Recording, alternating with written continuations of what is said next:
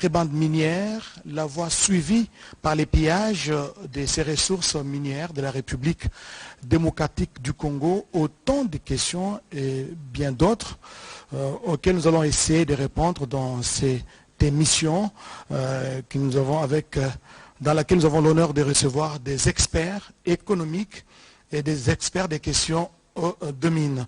Je m'en vais vous les présenter avec nous sur ce plateau.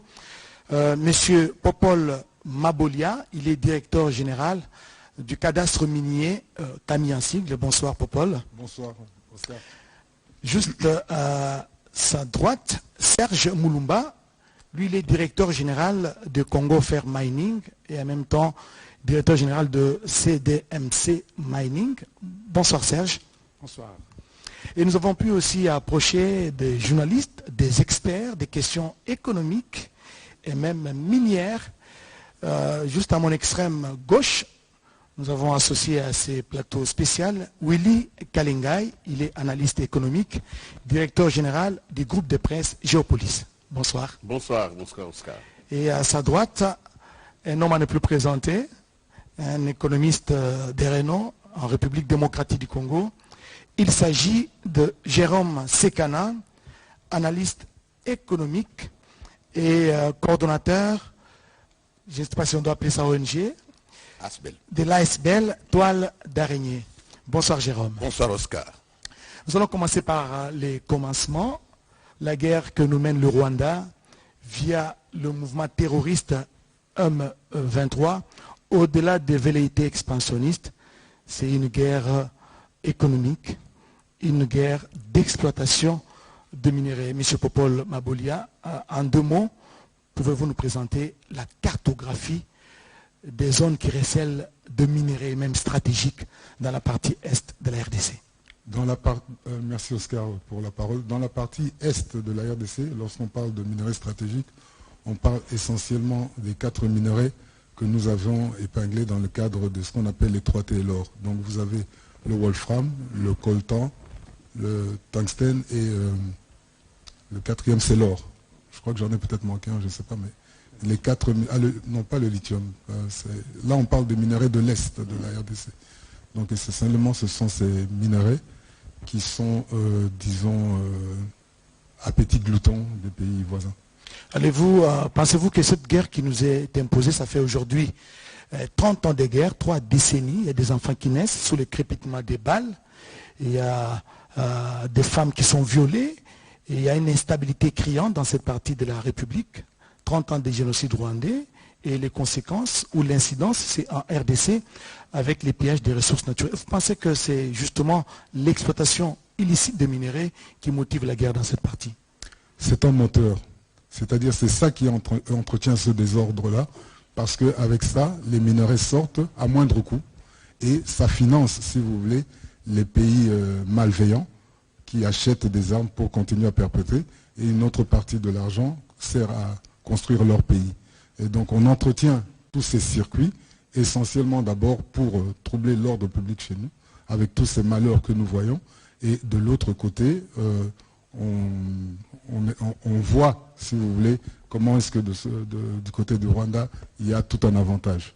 Nous avons donc depuis toujours le début travaillé sur plusieurs plans, sur le plan du gouvernement. Nous avons travaillé depuis 2006, nous travaillons dans le cadre de la conférence internationale des régions des Grands Lacs.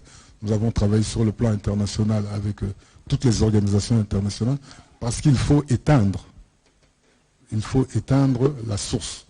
Il faut éteindre la partie qui s'alimente sur le désordre. Donc il faut faire comprendre aux gens qui s'alimentent dans ces minerais qu'il y a tout un problème derrière. Et c'est comme ça que nous avons cheminé avec tous les cheminots que vous voyez ici depuis plusieurs années, avec les autres là-dessus. Vous voulez parler de Willy Kalingai, Jérôme Sekana et Serge. Nous avons cheminé et vous verrez au cours des discussions, quand ça va s'animer, tout le travail qui a été fait pour battre campagne, justement pour alerter sur le plan international des problèmes qui est. Donc il fallait d'abord faire prendre conscience aux personnes et ensuite élaborer des stratégies que nous avons fait pour éteindre cette situation. Popol Mabolia, on va revenir à vous tout à l'heure.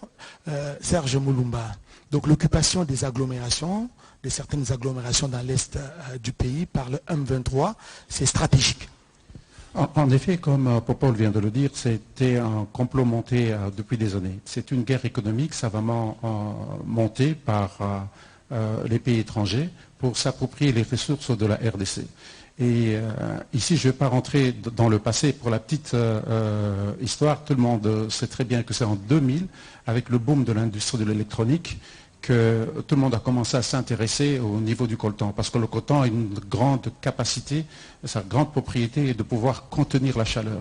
Si vous remarquez bien, avant on avait des gros ordinateurs avec des ventilateurs à l'intérieur, même les laptops qu'on avait, il y avait toujours, quand vous l'allumez, il y a un fan qui tourne à l'intérieur, mais le coltan est venu révolutionner le monde de l'électronique, le monde de la défense, le monde médical, le monde de l'industrie de l'électronique, et c'est ça qui a fait que maintenant, pourquoi cette guerre économique? Parce qu'en fait, quand il y a une forte demande de ce minerai, eh bien, il y a d'autres grandes puissances qui avaient leur gisement de coltan ou de 3T, mais qui sont dans des profondeurs assez 600 mètres de profondeur, dont le coût de production est assez élevé. Et donc, il fallait monter une stratégie pour bannir le Congo du marché international, où le coltan était à moins cher. Et c'est comme Popol a dit, il y a une campagne, on ne va pas y revenir là-dessus, parce que cette campagne, elle a été vaincue. Donc depuis 2006 jusqu'à aujourd'hui, avant que la guerre de M23 ne commence, eh bien, le Congo avait déjà gagné le pari. Parce que le Congo est un pays qui respecte la traçabilité, qui a accès au marché international et qui est première productrice du coltan depuis 2017, loin devant le Rwanda et les autres grandes puissances. Parce qu'on regarde un peu sur la toile des informations qui circulent, c'est confirmé que le Rwanda est premier producteur du coltan. Non, ce n'est pas... Mais Serge Mouloumba, on ne va pas oublier que la plus grande usine d'exploitation et de traitement du coltan en Afrique centrale est localisée au Rwanda. Jérôme Sekana. Oui, d'abord, laissez-moi féliciter les gouvernements parce que nous sommes en train maintenant d'éventrer les boas pour découdre, essayer de mettre à nul les mensonges de Kagame. Kagame s'amusait à mentir à la face du monde qu'il venait en République démocratique du Congo pour poursuivre les FDLR, alors que son objectif était essentiellement économique, c'est de la rapine. Parce que son économie ne tient pas la route, elle est sous perfusion, non seulement de la communauté internationale, il fallait arrondir les angles avec la rapine de la République démocratique du Congo. C'est vrai, il a construit une usine de raffinerie au niveau de Kigali, mais qui ne fait pas le travail. Pourquoi? Parce que ces idées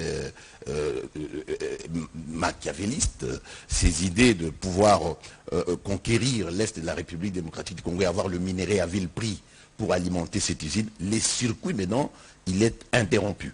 Donc avec la stratégie que mène aujourd'hui la République démocratique du Congo, il est pratiquement difficile au Rwanda d'avoir un flux constant de minerais et d'alimenter cette usine. On n'investit pas pour investir. Et surtout que nous aussi, nous commençons le même projet. Nous avons ici notre usine que nous sommes en train de construire. Ce qui fait que nous allons même changer d'itinéraire. Mais ça va prendre du temps parce que... Non, ça ne prendra pas beaucoup de temps. Nous allons même changer de la trajectoire parce que la facilité que le Rwanda a trouvée, c'est que le Rwanda se trouve à côté des mines.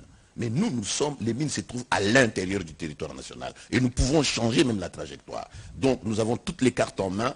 Avec la politique actuelle de notre gouvernement, nous allons mettre à genoux le Rwanda et mettre à nu tout le mensonge cousu de fil blanc pour que nous puissions vraiment récupérer notre souveraineté. Jérôme, l'usine n'a jamais été construite. Allez-y. C'est une précision parce que ici, avec la stratégie de communication du Rwanda, on a l'impression que la raffinerie n'existe pas au Rwanda. Ils ont commencé avec la raffinerie de l'or. Bon, oui, je parle de l'or. Et puis, dans les pipelines, la raffinerie du coltan. Je parle du coltan, la raffinerie, c'est juste une fondation qui a été faite. Bien sûr. Et ce qu'on montre, ce sont des maquettes. Ça doit être une précision parce qu'il ne faudrait pas qu'on donne l'impression qu'au Rwanda, il y a déjà une raffinerie de coltan. Il n'y en a pas. Voilà. C'est peut-être une stratégie de communication de l'autre côté pour montrer que les choses vont dans les bons sens. Allez-y, Popol. Du fait que nous avons justement, sur le plan international, fait un lobbying assez fort. Et bon, ils s'en sont trouvés, parce qu'on a conscientisé, si vous voulez, les acheteurs finaux là-dessus avec tous nos systèmes qu'on a mis en place. Merci Popol. Willy Kalengai, je voulais qu'on réfléchisse à haute voix, qu'ensemble nous puissions réfléchir à haute voix. Pourquoi les multinationales, au lieu de traiter directement avec le Congo, les autorités congolaises, pour l'exploitation des minéraux qui sont situés dans l'est de la RDC, préfèrent passer par le Rwanda? C'est clair, ce sont des capitalistes. Quand on est capitaliste, on cherche les voies les moins coûteuses et on essaye de diminuer les charges pour accéder sur un contrôle absolu. Les États exigent des contrôles, les États exigent énormément de choses. Et puis, il faut le comprendre. À partir du moment où Serge vient de le dire, il fallait trouver des sources d'approvisionnement pour la nouvelle industrie électronique qui vient de se déployer. Il fallait absolument trouver une source qui soit une source accessible. Alors, une source accessible, ça signifie là où nous pouvons aller ramasser. L'Afrique a toujours été la destination du... On ramasse ici en Afrique, on vient, on prend et on s'en va. La cueillette et tout ça, tout le monde veut ramasser en Afrique. Parce que pour les grands capitaux, l'Afrique n'a pas d'État, l'Afrique n'a pas d'interlocuteur valable.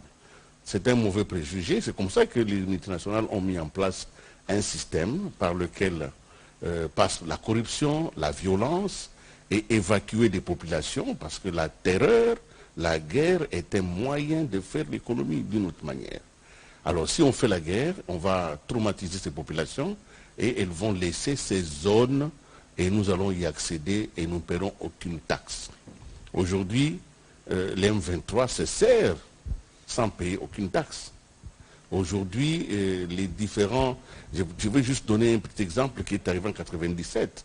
N'oubliez pas, quand Mouzé arrive, Mouzé est ici, l'RCD prend, l'RCD ne veut pas rester dans le pays, l'RCD commence la guerre, ils arrivent à Manono, où il y avait des rejets de castérite. Et l'RCD, sachant que... Manono, c'est dans la province du Olomami. Et ils disent que nous allons exploiter les rejets de castérite. Ils mettent en place une rotation d'avions. Chaque jour, les gens de Manono savent qu'il y avait 5 rotations chaque jour pour prendre ces rejets et aller exploiter et sortir les coltans. C'est une méthode d'exploitation aujourd'hui qui passe par l'inimisation des populations. Les Congolais n'ont pas de valeur, les Congolais c'est du bétail, même si ça n'a aucune valeur à leurs yeux. Et c'est ça qui est dangereux. Dieu merci, la campagne à partir de 2006 a commencé à porter des fruits. La conscience internationale a bougé quand même. On ne peut pas tuer des populations de manière impunie sans qu'il y ait des retours. Et les retours ont eu lieu. Le Rwanda est dans ses derniers retranchements. Il ne nous reste que de renoncer ou périr. Qu'est-ce qui vous pousse à dire cela? Parce que le Congo doit exister ou disparaître, selon certains analystes, si les Congolais ne prennent pas conscience de ce qu'ils sont, de l'avenir de leur pays. La disparition du Congo, ça a été un programme. Je ne veux pas citer ici Bill Clinton. C'est une idéologie qui est née aux États-Unis. Et je ne veux pas non plus citer ici notre confrère qui en a fait une campagne très très forte en parlant de balkanisation. C'est une stratégie de puissance. Les Américains, certains Américains, pas tous, certains Américains estimaient qu'un pays comme le Congo, 2 millions de kilomètres carrés, c'était énorme. Les Congolais ne seront jamais capables de faire face aux enjeux de leur développement. Il faut donc diviser ce pays en plusieurs morceaux. Voilà, puisque nous parlons du pillage systématique, peut-être avant que je vous accorde la parole, Jérôme, du pillage systématique des ressources minières, des matières premières de la République démocratique du Congo, je voudrais savoir quels sont les acteurs qui sont dans les circuits qui sont mis en jeu, parce qu'en dehors du Rwanda, parce que c'est lui qui est cité en premier, le cerveau moteur c'est le Rwanda, mais quels sont les autres acteurs qui interviennent dans le pillage de minerais de la RDC? Nous, la RDC, ce que nous avons fait, c'est que nous travaillons à l'intérieur du pacte de stabilité, de la paix et du développement dans la région des Grands Lacs. C'est ce qui avait été demandé par la communauté internationale. Et à l'intérieur de cela, nous avons créé une initiative par la déclaration de Lusaka en 2010, où on s'accordait que tous les pays qui étaient frontaliers à la RDC, je crois qu'il y en a 12, signaient un accord sur lequel nous aurons 6 instruments. Le premier qui nous était assez intéressant, c'était la certification des minerais. Le minerai sort avec un certificat, on parlera de la traçabilité, tout ça. Le deuxième, c'était l'harmonisation des lois. Mais une qui est aussi extrêmement importante, c'était faire partie de l'ITIE. Et une autre, c'était donc la formalisation du secteur minier. Et puis le dernier, qui était aussi extrêmement important, c'était mettre en place une base de données basée à Bujumbura. Pourquoi nous avons privilégié cette voie? Parce qu'il était plus facile de démontrer les quantités produites et les quantités exportées. C'est la traçabilité. C'est la traçabilité. Non, à travers la traçabilité de minerais, vous avez tout le processus. Donc vous avez la certification qui passe d'abord par l'identification du puits, la traçabilité du minerai et puis la certification. Et nous avons toujours été un bon élève dans CIRGL. Et aujourd'hui, nos statistiques apparaissent au niveau de Bujumbura. Le Rwanda ne l'a jamais fait. Mais par contre, à travers la Banque nationale du Rwanda, vous apprenez qu'ils ont surpassé en termes d'exportation des minerais. Ça, c'est de manière beaucoup plus scientifique et ordonnée que nous pouvions montrer à la face du monde que voici, ces minerais viennent de la RDC. Donc parce les que circuits n'est pas respecté, les circuits suivis par les minerais. Avec la traçabilité, on peut savoir, et nous savons exactement, ça traverse où, ça part comment, qui sont les acheteurs finaux. Tout ça est connu. Mais bon, on n'est pas là pour aller faire un procès à des gens qui ne sont pas là, ils ne veulent pas. Mais tout ça est répertorié d'une certaine manière parce que la destination finale, elle est faite. Et les Product of Rwanda, les Product of Congo, on a déjà commencé à se battre. Paul, on va revenir. Jérôme, oui, vous avez posé une question pertinente à mon ami William Kalengai. Vous savez que ceux qui sont à la base de ces pillages, ce ne sont pas vraiment des États, ce sont les multinationales. Les multinationales qui ont besoin de ces minéraux constituent déjà des lobbies, même au niveau des Nations Unies. Donc dans toutes les instances décisionnelles. Et ils utilisent de l'argent, la corruption au plus haut niveau. Ce qui fait que vous avez des pays entiers qui disent que non, nous condamnons ce qui se passe en République démocratique du Congo, mais ne prennent pas la décision ultime, c'est-à-dire ne sanctionnent pas. Vous avez vu ce qui s'est passé en Ukraine. Au lendemain de l'évasion de l'Ukraine par la Russie, il y a eu toute une batterie des mesures et tout ça, des sanctions. Ce qui n'est pas le cas ici. Donc, il faut comprendre que nous ne nous battons pas avec le Rwanda. Le Rwanda, c'est un sous-traitant. Et le MIR, donc le Rwanda, le régime rwandais avec tout ce qu'il fait, ça va s'écrouler comme un château de cartes parce qu'en fin de compte, le Rwanda n'aura plus vraiment les moyens avec tout ce que nous sommes en train de prendre comme stratégie en République démocratique du Congo. Donc, ici, il faut comprendre que derrière le Rwanda, il y a des multinationales. Derrière le Rwanda, il y a aussi d'autres personnalités politiques qui cherchent à balkaniser le pays pour faire de cette partie de la République démocratique du Congo un non-État où ils peuvent s'imposer et exploiter à volonté nos minéraux. C'est qu'ils oublient qu'il y a l'intangibilité des frontières. C'est qu'ils oublient que nous sommes un pays souverain. C'est notre pays. On ne peut pas nous demander de faire chez nous ce qu'eux ne peuvent pas accepter qu'on fasse chez eux. Et voilà, donc voilà pourquoi j'ai dit que tout ce que vous suivez au niveau international, les condamnations ne viennent pas. Nous devons bloquer la sortie des minéraux. Parce qu'ils ne peuvent pas mettre ça dans le dos et amener chez eux. Serge Moulouma, vous partagez cette réflexion, bloquer la sortie des minéraux? Et c'est la solution parce que Kagame, à un moment donné, il a plaidé non coupable. Il dit que les minéraux transitent par les Rwandais, mais vous ne parlez pas de la destination finale. Moi, je pense qu'il a plutôt plaidé coupable, parce que quand il reconnaît déjà que les minéraux passent par chez lui, c'est ce que notre chef de l'État avait déjà dit, la guerre que mène le Rwanda, c'est pour les matières premières. Je vous donne un exemple beaucoup plus simple. Pour nous, vous savez, les minéraux font vivre des communautés. Vous allez dans le cadre de Massissi, aujourd'hui quand vous dites, vous stoppez les minéraux, on l'avait déjà fait sous d'autres régimes ici, et ça ne fait que profiter au Rwanda. Oui, oui, parce que c'est ce qu'ils ont fait maintenant. On a expliqué bien par le DG tout à l'heure de Camille que nous exportons avec le certificat CIRGL. Mais au Rwanda, ils n'ont pas souscrit à ça. Et ils savent ce qu'ils évitent.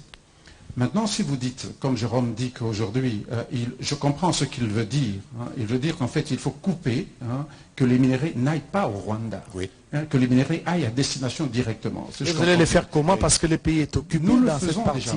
Comme Dans j'ai l'Est, il y a le M23 qui sous-traite, qui est sous-traité par les Rwandais pour exporter les minerais des critiques. C'est ce que j'ai dit.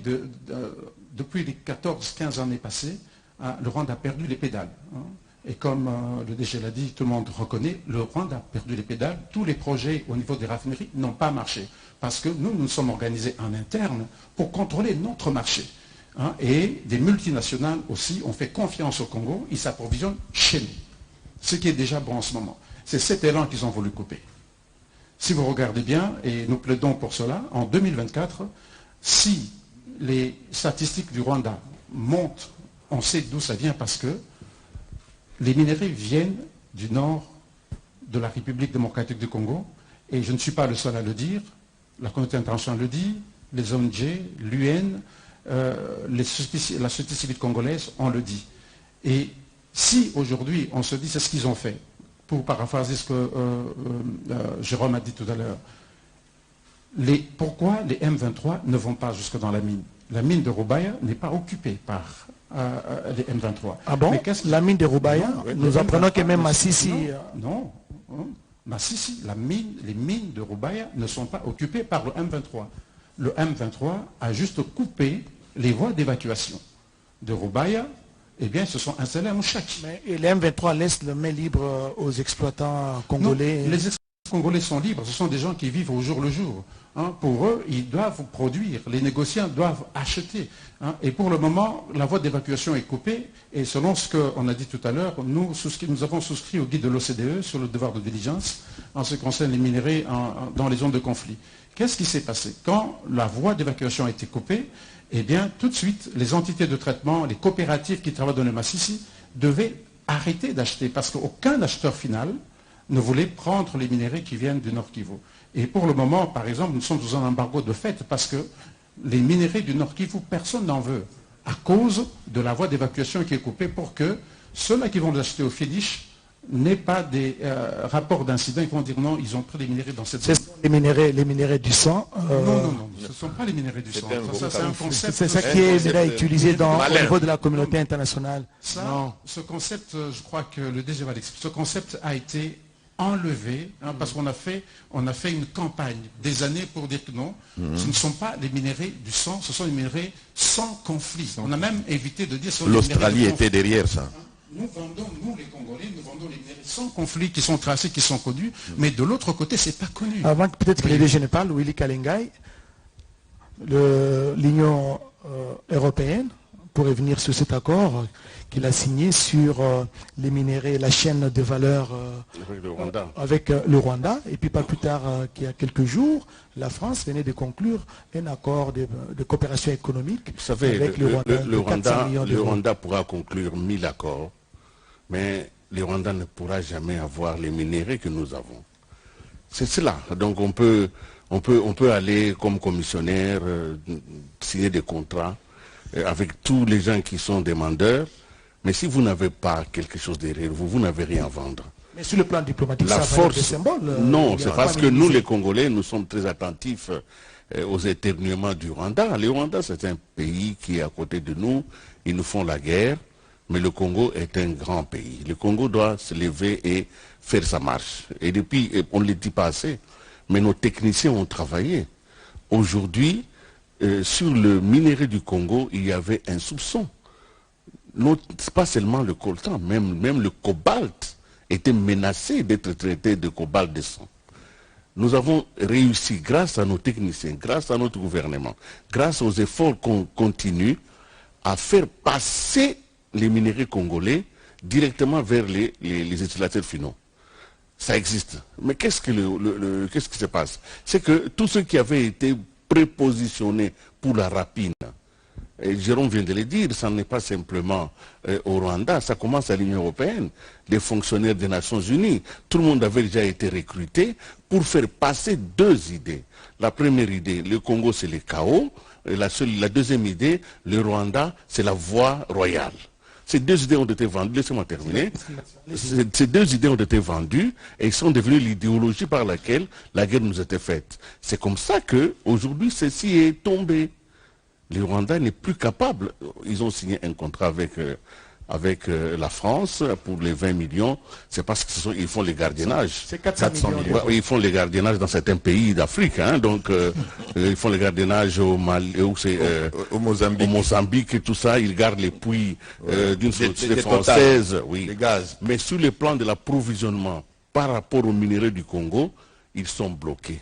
Et il faut que les Congolais les sachent. Aujourd'hui, les Rwandais ne pourra plus. Sinon, Kagame n'allait pas parler que je ne suis pour rien, ces mineurs ne font passer que par ici. Ils sont bloqués. Les statistiques, évidemment, de 2 années passées ont fait que le Rwanda avait une très grande production de l'or, très grande production du coltan, mais c'était du coltan et de l'or congolais. Quand on a mis en place l'état de siège et qu'on a commencé à contrôler la production, Tout ce qui traversaient la frontière, les Rwandais a vu ces statistiques baisser. Merci Willy Kalingai. Je reviens au directeur général du cadastre minier, Popol Mabolia. Je voudrais savoir si, à votre niveau, vous avez des indications de cette contrebande, parce qu'il ne faut pas parler à l'air. Il y a une contrebande à grande échelle dans le Kivu, des minerais qui traversent même des nuits, ou des Congolais qui sont utilisés comme des intermédiaires pour faire passer les minerais du Congo vers d'autres pays. Est-ce que vous avez des indications des sociétés ou des coopérants, de ceux qui coopèrent avec les Congolais? Oui, on a beaucoup d'éléments, mais bon, écoutez, ce n'est pas vraiment dans notre rôle. Vous savez pourquoi on a aujourd'hui au ministère des Mines créé l'inspection générale des mines, qui est une nouveauté que Madame la ministre a pilotée. C'est justement pour combattre cette fraude qui est à grande échelle et pour lequel nous n'étions pas assez fournis. Mais ce que moi je voudrais insister, c'est que nous devons, lorsque nous regardons avec tous les minerais, et M. Serge qui a commencé à être avec moi depuis longtemps, est maintenant passé dans l'industrie comme maintenant producteur ou homme d'affaires. Il faut, tous ces minerais que nous avons, il nous faut reconquérir notre capacité industrielle congolaise. Sinon, on n'y arrivera jamais. L'or sort en fraude, l'or sort ici. Qui peut me dire combien produit Sokimo? Voilà. Si la compagnie fonctionnait, elle pourrait tout absorber. Donc il y a des problèmes où en interne, nous devons regarder combien produit aujourd'hui la Gécamine, combien produit. Et là où on a très fort, on devrait l'utiliser. Peu de gens savent que la Gécamine à travers STL produit du germanium. Et le germanium que produit STL, c'est 25%. Minimisable. Non, c'est 25% de la consommation mondiale. Et c'est un minerai critique dont les Américains sont friands à cause des lasers qu'ils doivent faire et tout ça. Donc c'est quelque chose d'important. On vend ou on prend ce que nous avons de plus important et puis nous leur montrons la nécessité de respecter les standards que nous avons tous signés. Ne prenez pas n'importe où. Prenez ce qui est tagué. Qu'est-ce qui est arrivé jusqu'avec les Rwandais et avec la traçabilité qu'on a fait? Ils ont commencé à prendre comment on dit encore les tags, les étiquettes. Ils ont commencé à venir le faire dans nos mines chez nous. Prenaient, ils les faisaient, alors Product of Rwanda, alors que ce n'était pas. C'est comme ça qu'on a créé l'IGM, pour contrer ce genre de situation. Ce sont des produits qui sont venus chez nous. Mais ce que nous devons nous concentrer, pas nous larmoyer tout le temps. Aller de l'avant avec la stratégie que nous avons mise avec lui et d'autres stratégies, la reconquête industrielle. À l'Est, nous sommes en train de regarder comment est-ce qu'on peut créer une ceinture aurifère de tous ces pour la raffinerie. Primera est déjà une première riposte. Il y a beaucoup d'actions comme ça qui sont prises sous le leadership du président de la République, directement pour le cas de Primera et d'autres, que nous sommes en train de mettre en place. On va éteindre, comme je l'ai dit au début, on va éteindre toutes ces histoires en allumant la lumière chez nous. Serge Boulouba, comment cette reconquête va-t-elle se faire dans un pays où l'ennemi veut toujours créer les désordres, profiter de la désorganisation pour continuer à piller les richesses? Oscar, je crois que 30 ans, c'est la symbolique de 30 ans, c'est un temps de sagesse, un temps de réconfort, un temps de responsabilité. Et je crois que ce programme arrive à point nommé parce que déjà, le mécanisme, la stratégie est en place. La stratégie a porté du fruit. Mais la stratégie a été un peu seulement mise à mal avec le M23 dans la zone. Mais cette stratégie va pouvoir se mettre en place à une seule condition. Et cette condition, je crois que les membres du gouvernement qui nous suivent, le chef de l'État lui-même, c'est la sécurité. Et comme j'ai dit en ce moment-ci, les mines, par exemple, du Nord Kivu, spécialement celle de Massissi, il n'y a pas de rebelles là-dedans. Les mines sont libres. Et puis, dans cette stratégie aussi, ça je peux le dire, le chef de l'État, en pointant du doigt le perturbateur et le voleur des minéraux de la RDC, c'était bien clair, exactement. Et compte tenu, ils connaissent aussi les règles de l'OCDE sur le devoir de diligence, eh bien, sachant qu'ils menaient cette guerre pour prendre les minéraux de chez nous, eh bien, ils ne pouvaient pas envahir les mines. Et maintenant, on coupe les voies d'évacuation, et je crois qu'une fois que la paix revient, une fois les voies d'évacuation retrouvées, eh bien, nous allons continuer à faire notre projet. Le trading va continuer, le projet de géologie va continuer, le projet d'installation d'une usine que nous allons pouvoir implanter là-bas va continuer, et donc, le succès sur le plan international va continuer parce qu'au même moment, nous sommes en train de mener un lobby gouvernement et nous, les opérateurs miniers, pour dénoncer tous les tonnages qui sont partis au Rwanda. Et il y a un lobby, une stratégie, une communication stratégique qui doit être faite là-dessus avec les organisations qui sont en train de valider les mines de l'autre côté du Rwanda, qui donnent les étiquettes et tout le reste. Eh bien, tout le monde est mis mal à l'aise aujourd'hui. Voilà pourquoi le président de l'autre côté a essayé de paniquer. Willy Kalinga, mais d'aucuns s'interrogent sur la main tendue du président Félix Antoine Tshisekedi Tshilombo lors de son avènement au pouvoir. Il a préféré collaborer, que les Rwandais exploitent de manière légale, passent par des voies normales, officielles pour l'exploitation des minéraux. Mais apparemment, le chef de l'État n'a pas été compris. Non, mais le chef de l'État, c'est un stratège. Je crois qu'on ne commence pas directement par des soupçons. Il a ouvert les marchés congolais au Rwanda parce que le Rwanda était déjà soupçonné. N'oubliez pas, les Rwandais n'étaient pas toujours en odeur de sainteté avec les régimes passés. Mais quand il arrive, il fallait absolument ouvrir d'abord les discussions pour voir pourquoi on peut, comment il faudra commercer de manière pacifique. Et ça, c'était important parce que ça a permis au Rwanda d'arriver, mais le Rwanda ne pouvait pas accepter ces règles de jeu. On vous a dit tout à l'heure la liste des conditions internationales que le Rwanda ne respecte pas. Déjà au niveau de la traçabilité, à partir du moment où vous exportez ce que vous ne produisez pas, comment vous voulez que vous entrez dans un échange ouvert? Non, le président a laissé le Rwanda se dévoiler pour qu'il n'y ait plus de prétextes et de raisons. C'est vrai que l'on peut penser que c'était un peu faire trop confiance, mais il n'y avait pas moyen de faire autrement. À partir du moment où il n'y avait pas d'acte posé et que le Rwanda avait lui-même déclaré qu'il allait mettre en place un mécanisme de collaboration avec le Congo, qui soit un mécanisme ouvert. Mais c'était sans connaître la stratégie du Congolais. Les Congolais doutent de leur propre force et c'est ce qui me déçoit un peu. Non, les Congolais sont forts parce que nous ne nous battons pas contre des petits pays, nous nous battons contre les puissances mondiales. Ils ont décidé de nous exterminer, de nous éliminer, de faire débattre le pays. Le pays continue à vivre dans ses frontières. Aujourd'hui, le M23 a commencé à attaquer depuis 2022, mais nous sommes au Nord Kivu, ils n'ont pas un dixième du Nord Kivu. Ça signifie quand même qu'il y a une force de rétention. Si vous faites la comparaison, vous allez vous rendre compte qu'en 1996, quand l'AFDEL arrive, l'AFDEL a conquis le pays en 6 mois. En 2013, les mêmes M23 a été défait. Mais ils ont quand même conquis jusque Goma. Ils avaient, autour de 2 mois, ils avaient fait leur guerre. Aujourd'hui, ils sont à plus d'une année et 5-6 mois, ils sont maintenus dans une portion de terre. C'est vrai qu'il y a des populations, mais c'est combien? Ça signifie que le Congo ne croit pas en sa puissance, mais le Congo est puissant. On a contenu l'avancée du M23. Pourquoi ils ne sont pas encore arrivés à Goma? Pourquoi ils ne parlent pas Kisangani? Parce qu'il y a une armée qui a mis des bornes. Je termine en disant ceci. Le président avait raison de prendre cette stratégie parce qu'aujourd'hui, dans le monde entier, le président Paul Kagame est connu sous sa vraie nature, qui a permis au monde de connaître Paul Kagame. Si ce n'est pas quelle nature, ça? Mais c'est un prédateur. C'est un prédateur, il n'y a pas moyen de faire autrement. Vous vous rappelez déjà que certaines images circulent, on ne les salue même plus. Il y a certaines manifestations internationales, il n'est plus invité. Aujourd'hui, il ne reste qu'un sentier. C'est les sentiers des souvenirs de ses acquaintances anciennes. Ça signifie Bill Clinton, Tony Blair, qui ne sont plus au pouvoir depuis de longues années, et c'est eux justement qui maintiennent en lui une certaine image d'un homme public respectable.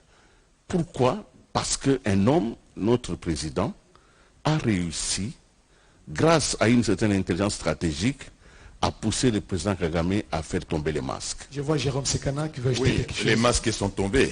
Et il faut féliciter notre président parce que s'il pouvait commencer tout de suite à dire que nous ne collaborons pas avec le Rwanda, on allait dire que nous sommes de mauvaise foi. Nous avons ouvert nos mains. Nous avons dit aux Rwandais, venez travailler avec nous. Il y a eu même des propositions de contrats.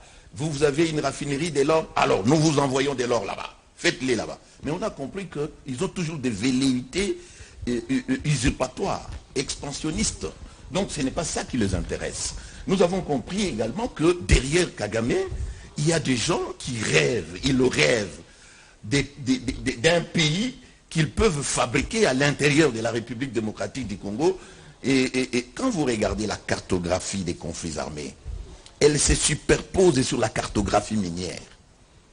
Qu'est-ce que cela veut dire? Cela veut dire tout simplement que ce sont les mines qu'on vise. Et ces gens-là, on ne fabrique pas les armes ici.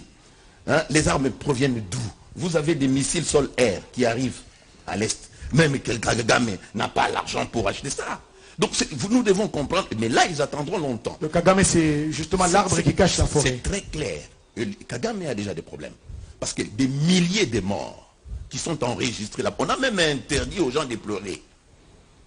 Parce qu'il y a des gens qui sont venus et qui sont morts au front en République démocratique du Congo. On ramène les cadavres, on les enterre, on dit ne pleurez même pas. Dans des éléments de RDF, de l'armée rwandaise. Et puis, il faut retenir une chose. Quand bien même Kagame est assisté par ses amis, qui rêvent, et je pense qu'ils continueront à rêver, mais Kagame ne peut pas tenir pendant longtemps cette guerre. C'est pour cette raison, vous le voyez aller à Londres négocier pour qu'il y ait encore d'autres personnes qui arrivent, même qu'ils puisent même certaines, les demandeurs d'asile pour les envoyer à l'Est parce qu'il est à bout de souffle. Donc, nous sommes en train de nous organiser. Et nous sommes contents. Avec, par exemple, notre gouvernement, vous avez les livres blancs, il faut tripler le budget. Moi, j'ai dit dans des émissions que nous sommes un grand pays, nous devons avoir une armée de plus ou moins 1 million d'hommes, avec 500 000 réservistes, pourquoi pas? Et nous allons voir comment Kagame va tenir.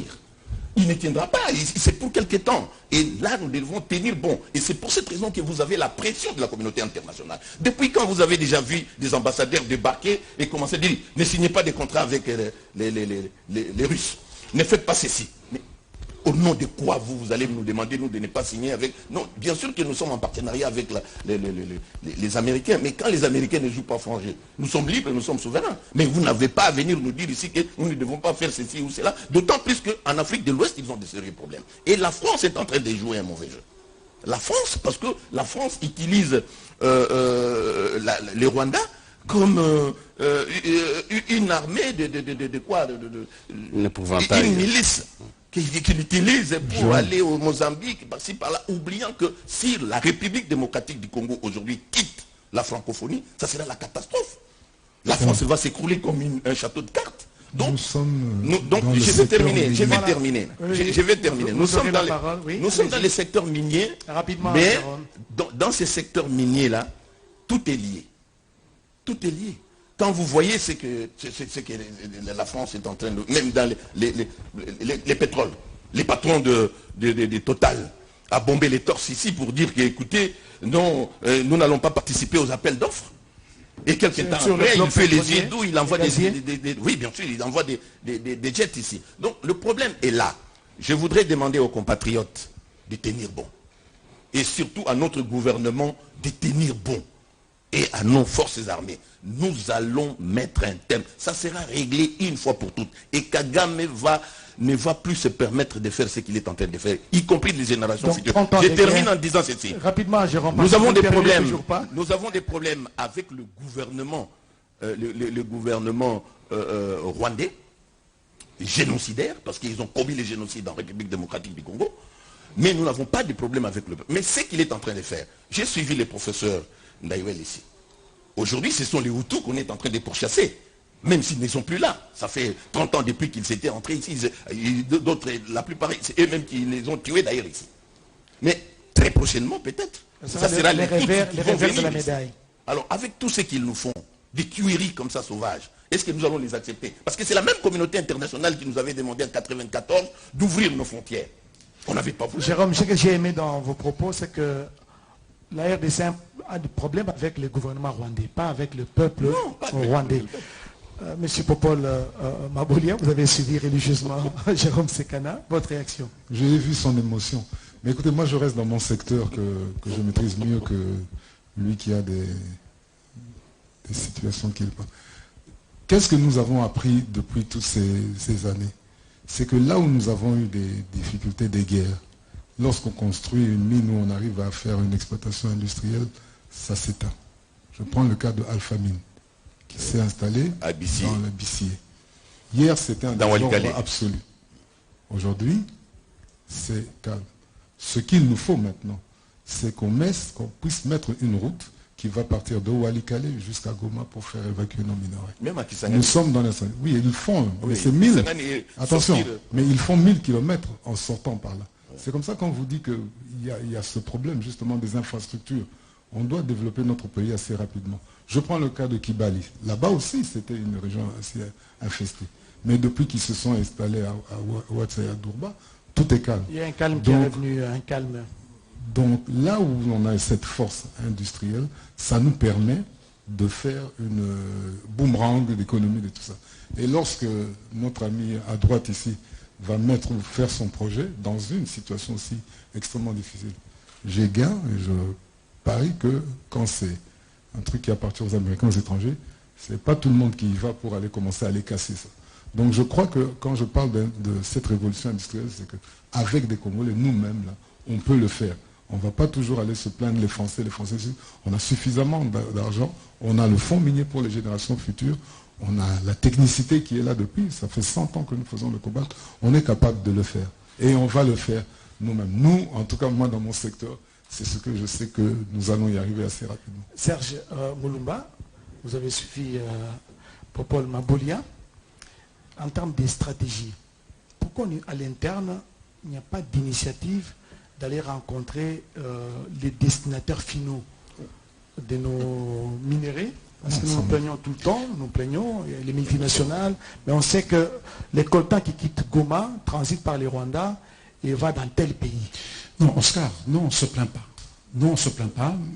Et même quand nous sommes venus ici, nous sommes venus dire aux Congolais, comme Jérôme l'a dit, comme tout le monde l'a dit ici, nous devons être fiers de nous-mêmes aujourd'hui parce qu'en termes de 3T, de Team Tantalum Tungsten, le Congo a fait preuve d'une nation organisée.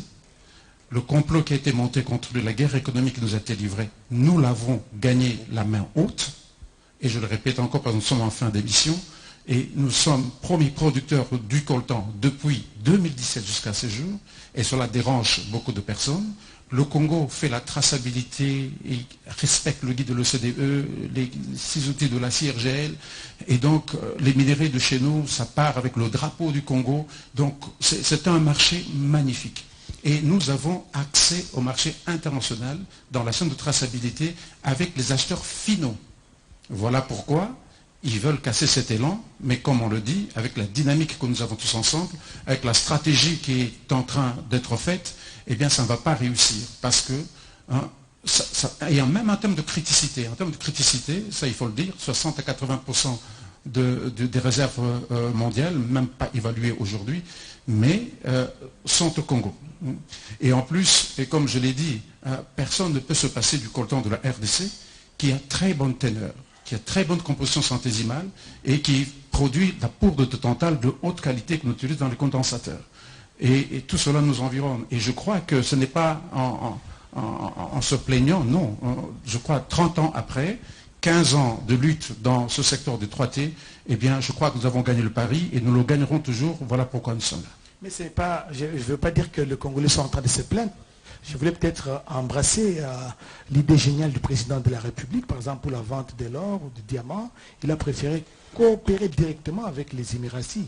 Vous voyez, les Émirats Arabes Unis, les Qataris sont venus ici, ils ont échangé avec les chefs de l'État. Désormais, c'est des contrats win-win, gagnant-gagnant. On exporte de l'or et même la quantité d'exportation a augmenté, Jérôme Sekana.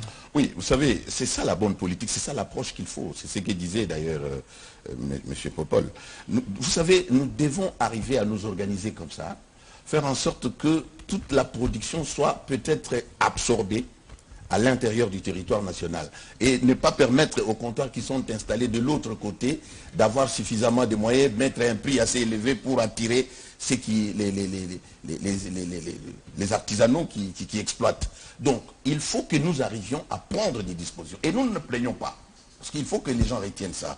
Nous ne nous plaignons pas parce que nous connaissons ce que nous avons. Et ils cherchent ce que nous avons déjà. Donc, il est question de nous organiser. Et nous organiser comment, Oscar? Vous savez, nous devons contrôler notre espace aérien. Jusqu'au moment où nous parlons, ces gens continuent à atterrir dans des aérodromes sur des routes en terre. Nous avons des images qui montrent comment les avions atterrissent et décollent avec le minerai. Donc nous devons avoir la maîtrise de l'espace aérien. Et d'ailleurs, la RVA a 3 radars qui font déjà la triangulation, Kinshasa, Kisangani et Lubumbashi. Tous les éléments sont à notre portée et nous sommes capables. Il suffit d'un minimum de bonne volonté, on va maîtriser ça. Ça c'est de 1. De 2, il faut que nous arrivions à faire en sorte que tout ce que nous produisons soit consommé ou acheté par nous. Et là, ce sont déjà des perspectives. Qu'on ne permette pas une vision prospective à nos agresseurs de pouvoir prendre ces minéraux-là. Comme ces minéraux sont tracés, portent le drapeau de la République démocratique du Congo, ces minéraux doivent sortir avec les drapeaux de la République démocratique du Congo. Et moi, je suis chaud, je voudrais même que ce minerai-là, au lieu de prendre la route de l'océan Indien, prenne la route de l'océan Atlantique. Pourquoi? Parce que quand vous regardez les boulevards flottants, le fleuve Congo, et c'était d'ailleurs l'approche des Belges, le minerai qu'on exploitait au Qatar venait par train jusqu'à Kindu, ça prenait le bateau jusqu'à Pontiville, Ubundu, ça prenait les bateaux, les trains jusqu'à Kisangani jusqu'à Kinshasa, et ça sortait. Et c'est de cette manière-là que nous allons donner de la valeur ajoutée à notre port en eau profonde des bananas. Donc des histoires comme la cassitérite, des minéraux, tout ce qu'on exploite là-bas. Il faut nécessairement que ça passe par Kisangani et ça vienne par ici. Ainsi, nous allons limiter aussi la sortie des minéraux de l'autre côté. Il y a des décisions qu'on peut prendre là. Même aussi en ce qui concerne de l'or. Au nom de quoi Kibali Gold Mining et les autres sociétés peuvent installer leur quartier logistique, quartier général logistique à NTB? Est-ce que nous n'avons pas des espaces pour construire des aérodromes qui peuvent accueillir des gros porteurs en République démocratique du Congo? Ce sont des petites choses que nous devons faire. Nous devons prendre des décisions. Chez nous. Oui, mais pourquoi les avions, les gros porteurs Quels gros porteurs? Mais bien sûr, voilà, c'est moi qui ai la police de débat, Willy Kalengai. Non, je crois qu'il y a une décision douloureuse qu'il faut prendre. Elle sera difficile, mais elle est nécessaire. Parce que vous allez remarquer que les conflits naissent souvent là où il y a l'exploitation artisanale. Je sais que ce sera difficile parce que nous avons une économie qui est basée sur ça, qui a même des structures qui font semblant de gérer l'artisanat, mais je pense que les conflits dans le pays vont diminuer sensiblement. Si même pendant une période de 2, 3, 4 ans, je sais que c'est un débat qui va s'ouvrir sur ce plateau, mais comme nous sommes à la fin, personne ne prendra la parole pour vous contredire. Mais je pense que de manière souveraine, même pendant 2, 3 ans, on devrait interdire l'exploitation artisanale. Parce que c'est ça, quand vous regardez les différentes mines, là où les jeunes vont aujourd'hui, et là où les miliciens viennent autour des mines avec des armes pour protéger cette exploitation, elle est artisanale. Là où il y a la paix, c'est là où il y a les industries. Alors, si on peut prendre pendant une période donnée, 4, 5, 6 ans, nous interdisons l'artisanat minier à l'est du pays. En offrant une solution palliative. Bien sûr, les solutions existent, bien sûr. Ça existe. Je sais que c'est une décision. C'est pas facile. Mais je l'annonce quand même, tout en sachant que elle ne va pas être prise facilement. Mais c'est une décision inévitable si on veut éradiquer totalement et profondément les causes de ces conflits, parce que tous ceux qui viennent pour piller ont besoin des main-d'œuvre, et c'est parce que la main-d'œuvre peut accéder aux minéraux, parce que des enfants, des femmes et des pères de famille peuvent prendre des sacs de minéraux sur leur corps et aller vendre au Rwanda, que la guerre continue. Voilà, nous allons terminer peut-être avec des données chiffrées, si vous en avez. Bien sûr. Au jour d'aujourd'hui, combien en termes de tonnage la RDC perd des minéraux à travers la contrebande ou l'exploitation illicite des minéraux qui traversent la frontière vers d'autres pays? Oui. Avant de donner les chiffres, je voudrais revenir sur ce que William a dit. Il y a ce qu'on appelle en RDC une stratégie qui a commencé depuis plus d'une décennie qui s'appelle la formalisation de l'artisanat minier dans sa mutation progressive vers la petite mine et l'industrialisation. Ça marche, parce que moi je suis le fruit de cela. Et je crois que tu as participé plusieurs fois. J'ai montré comment on a fait la mutation de l'artisanat minier vers la semi-mécanisation, parce que, n'oublie pas, la situation économique de la RDC fait que nous avons 2,5 millions d'artisanaux miniers qui travaillent dans tous les secteurs confondus, jusqu'au sable, au gravier et consorts.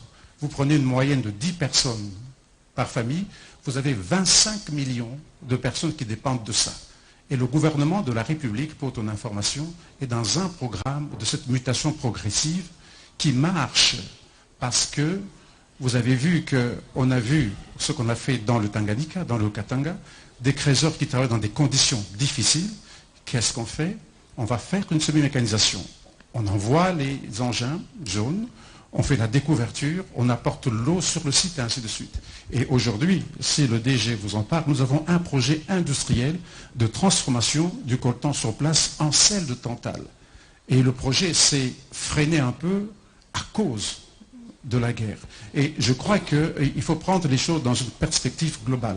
En termes de chiffres, je crois que pour l'année 2022, 2023, on est en train de compiler encore le cours d'eau était au CTCPM, hein, avant de devenir DG, c'est cette cellule technique. Nous avons produit 2222 tonnes de concentré de Tantale. Je parle de Tantale parce que c'est mon domaine. Et quand vous comparez maintenant US Geological Survey, les gens peuvent aller chercher là-bas, et tous ceux-là qui doutent de cela, vous allez trouver qu'en 2022, nous avons fait 860 tonnes de contenu métal. Et si vous remarquez bien, ça va de pair parce que notre coltan qu'on exporte, le concentré varie entre 22 à 25% et parfois 30% en pentoxyde de Tantale. Quand vous faites un petit calcul, vous allez voir que les statistiques sont tout à fait correctes. Et je n'ai pas les statistiques, je crois que le DG va nous aider. Pour 2023, nous avons fait, 2023 qui vient de se passer, 960 tonnes en termes de contenu métal, loin devant le Rwanda. Et ça, c'est officiel, ça vient de US Geological Survey, et quand vous allez au CTCPM, ça va se compiler. Et les gens peuvent aller sur le site de CTCPM, ils vont voir que sur toutes les matières que nous avons, eh bien, les statistiques sont là, sont bien commentées, sont bien travaillées, et donc il faut seulement aller lire. Monsieur le directeur général, un complément? Mais il l'a dit, hein, donc je ne vais pas ajouter. Mais puisque nous allons chuter, quel est mon message? Puisque nous sommes devant des hautes autorités de la communication, il faut nous aider à avoir des instruments qui peuvent faire la différence. Nous avons et nous cheminons avec les cheminots ici depuis longtemps. Ce qui nous manque souvent, c'est d'être capable de faire le visuel, de montrer aux gens ce qui se passe. On arrive, on a la parole, on a nos PowerPoint, mais on n'a souvent pas d'image. Parce qu'on n'a pas une construction d'image faite par les Congolais.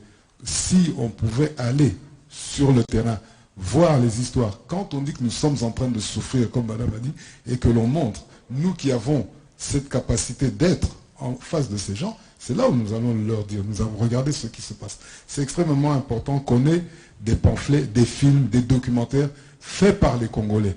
Parce que c'est toujours Al Jazeera qui vient, qui nous bombardent, ils sont déjà de ce côté. Mais nous, là, la maman qu'on a montré tantôt, comment elle souffre, ça nous permet, lorsqu'on dit, voilà, je vais faire ma présentation, mais en moins de 2-3 minutes, laissez-moi vous faire passer ce documentaire. On fait passer au monde. Là, on attire quand même l'attention. Pas notre difficulté, c'est qu'on n'a pas ce genre d'instruments, des films, des documentaires, qui puissent étayer ce que nous sommes dit.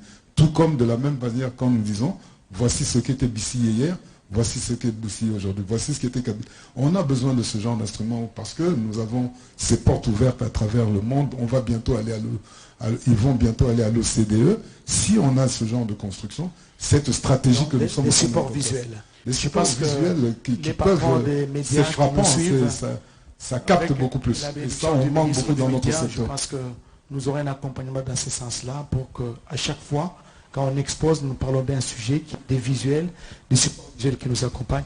Nous sommes en train de terminer justement cette émission. Je pense que ce sera votre dernière prise de parole. Si juste vous pouvez me permettre, à cause de mon cheminot qui a parlé de l'exploitation artisanale.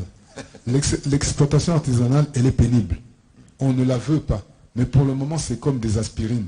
Ça soulage toute une communauté parce qu'on n'a pas leur offrir. Même si demain on fait l'agriculture, oui, mais ça prend du temps. Donc il faut qu'il y ait cette transition.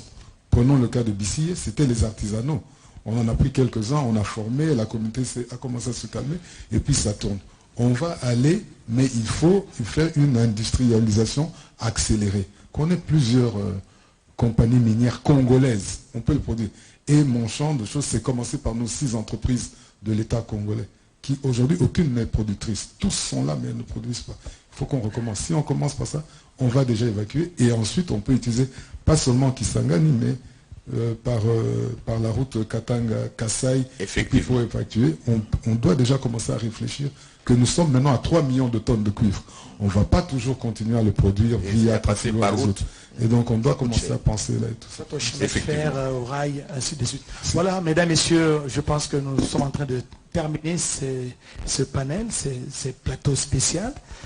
Je sais que dans 50 minutes, dans 1 heure, on ne va pas épuiser toute la matière, voir la qualité des invités que j'ai eu à voir sur ce plateau. Il ne me reste qu'à vous dire sincèrement merci. Merci à Popol Maboulia. Merci Oscar. Merci à Serge Moulumba. Merci Oscar. Surtout pour la contribution. Merci à William Kalinga. Merci beaucoup. Merci. Merci à Jérôme Oscar. Sekana. C'était un plaisir.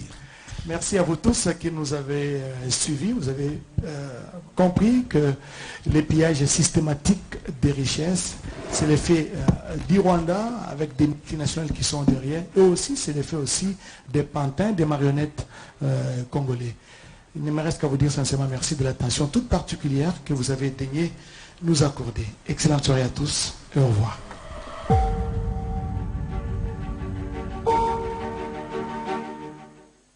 Qui a un téléphone? Vous avez tous des téléphones. Prenez-en soin, car dans ce téléphone, il y a les larmes et le sang d'enfants et de femmes qui vont chercher du coltan. Prenez-en soin.